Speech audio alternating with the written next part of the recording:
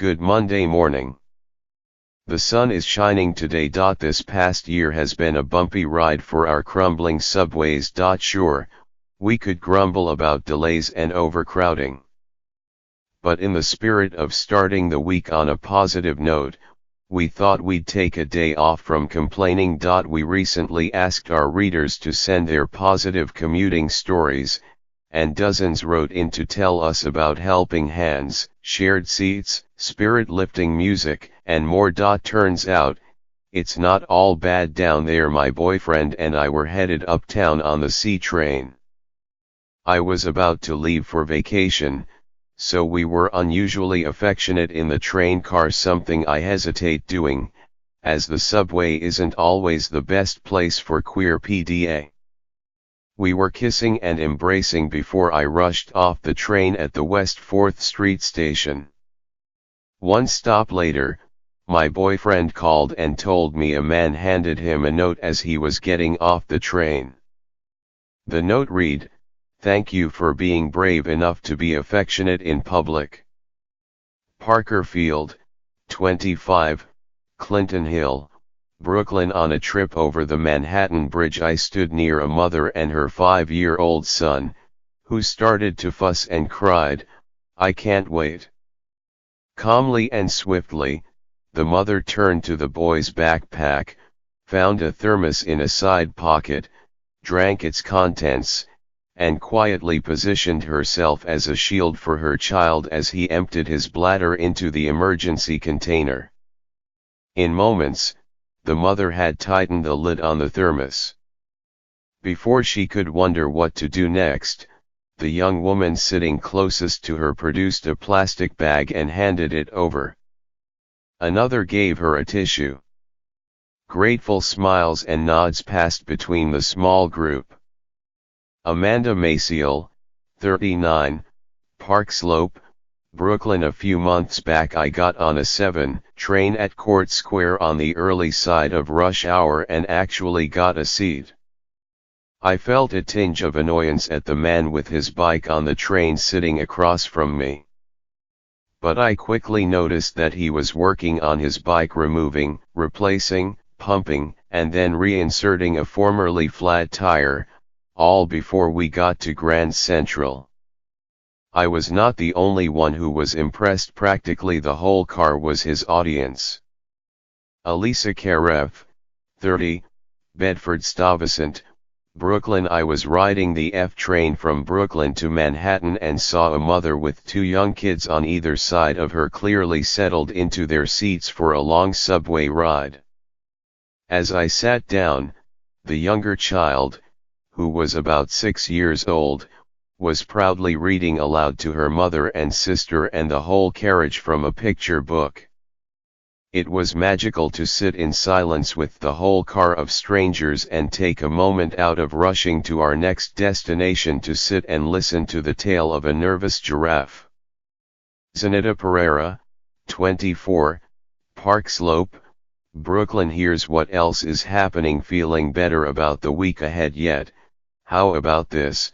The 5-day forecast calls for, mostly, beautiful weather. Today, mostly sunny with a high of 42. Tomorrow, more of the same. Kevin Germany walked out of a psychiatric hospital in 1990 and disappeared. 28 years later, his family finally learned where he had been. New York Times. In the 19th century, many department stores started providing worker benefits that included health clinics, exercise rooms, and libraries. New York Times. Joel Mosbacher, a rabbi at an Upper East Side temple, is co-chairman of a national campaign to get investors to use their purchasing power to nudge gun makers to take steps to curb violence. New York Times. In part because of changes in Washington, the cost of Mayor Bill de Blasio's housing plan is rising, but officials show no signs of pulling back. New York Times. Glazer's Bake Shop, a 116-year-old Upper East Side institution, is set to close in July.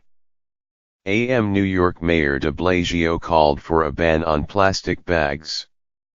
New York Daily News: Democrats in the state Senate are proposing a ban on allowing teachers to carry guns in schools as a way to thwart any potential changes in federal law. Democrat and Chronicle today's Metropolitan Diary, Don't I Know You? For a global look at what's happening, see your morning briefing. An evening of jazz in celebration of Alice Coltrane, part of the Women's Jazz Festival, at the Schomburg Center for Research in Black Culture in Harlem. 7 p.m. $25 to $35. A discussion about democracy in the United States with the law professor and author Cass R. Sunstein and Samantha Power, the former ambassador to the United Nations, at the Stephen A. Schwartman Building of the New York Public Library. 7 p.m. $40. The Emerging Artists Theater Company New Works Festival continues. Today you can see a production of One Brief Shining Moment / Deliberate Cruelties, which explores the life of a child actor. 7 p.m. $15. Learn about the role that Queens, and New York, played in World War I at a lecture at the Greater Astoria Historical Society in Long Island City. 7 p.m.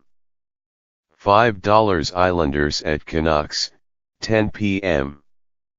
Message Plus, alternate side parking remains in effect until March 29. For more events, see the New York Times's Arts and Entertainment Guide. 90 years ago this week, 275 runners set off on the Bunyan Derby, a foot race from Los Angeles to New York City. By day, the runners would cover set distances through deserts, mountains, and cities.